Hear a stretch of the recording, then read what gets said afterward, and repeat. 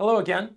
One of the things we're going to do after we have worked on building the user story maps is now that you've organized your ideas for the product, you're now going to actually work to really start to flesh them out design-wise.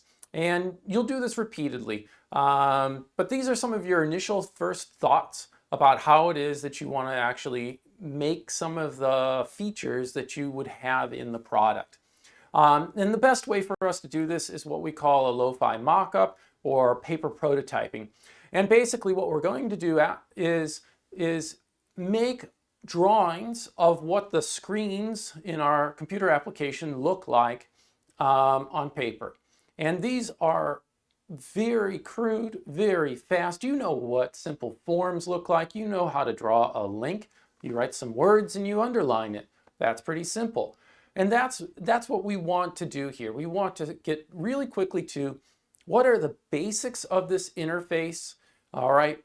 And to have the buttons, the places for the input, the links to click on, the headings, simple stuff like that, okay? Are there directions on the page? You should write whatever directions are necessary, for someone to understand what to do as well. I mean, it should look, in a very crude sense, what the page is going to look like. And I say crude as in you haven't wasted your time to use the various tools that exist out there for computer-based mockups.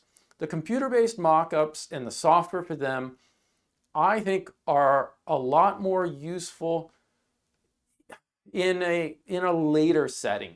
Okay, so after you've done your paper prototyping, maybe you go and you do the computer mockups and things. And maybe, especially if you're in a shop that's larger and you're dividing up design work between there's some product people and some developers, and maybe you do need a little bit more detail in the mockup, or maybe for whatever reason your company wants and only approves of showing really fancy things to customers. Now, working here at the University of Waterloo in MSci 342, we absolutely don't want to waste our time on that sort of thing.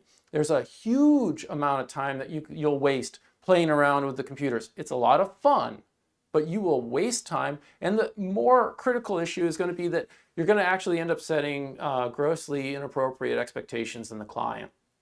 When you show them a hand-drawn mock-up, they do not have any expectations that the final computer system is going to look like it's hand-drawn. They know it's hand-drawn. They know you're going to turn it into something that looks better than that. Their expectations are being held in check. You bring them a computer mock-up, well, oh, is it going to look like that? Is it going to have those colors?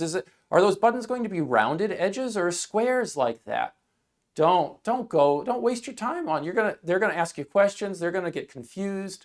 It's not worth it. Don't do computer-based mockups. I don't want to see them in MSci 342. I want to see you to develop the skills to draw things by hand. You get to draw things fast that way. You get to produce lots of mockups really quickly. When working remotely, just scan it or take a picture of it, okay, to be able to share it with other people. I know it seems like because you're working remotely, you should use a computer-based tool, but you shouldn't.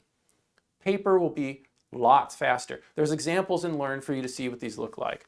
And you could, by the way, you could also search the internet and paper prototypes, Lofi mockups, and you'll find huge numbers of examples and lots of discussion about their value and utility. They really do work great.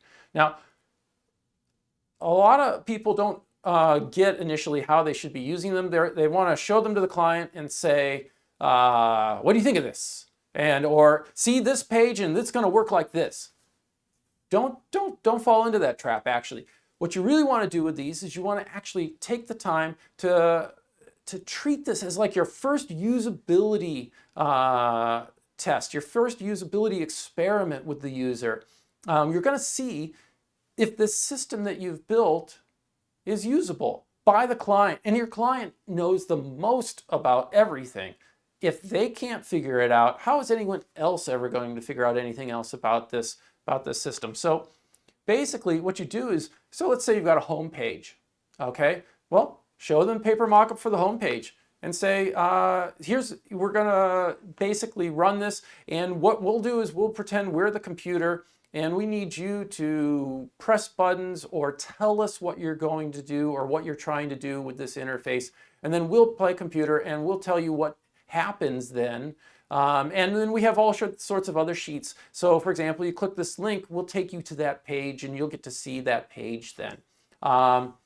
It might very well be that they don't know what to do and they'll tell you. And then you'll go, oh, all right, we need some instructions on this form. We need something that tells them how to use this form. We knew how to do it, but them just looking at it, it's not intuitive to them to what they actually need to do.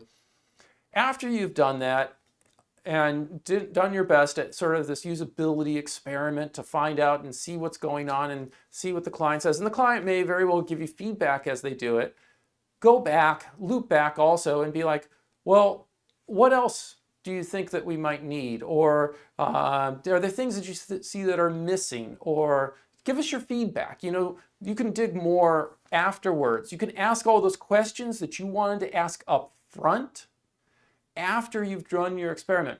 If you initially go and tell them how it works and tell them or start asking all these other questions, you lose the opportunity for the fresh experiment. And that's an opportunity you don't want to pass up. So try it as an experiment and then lead into all the questions that you want to ask.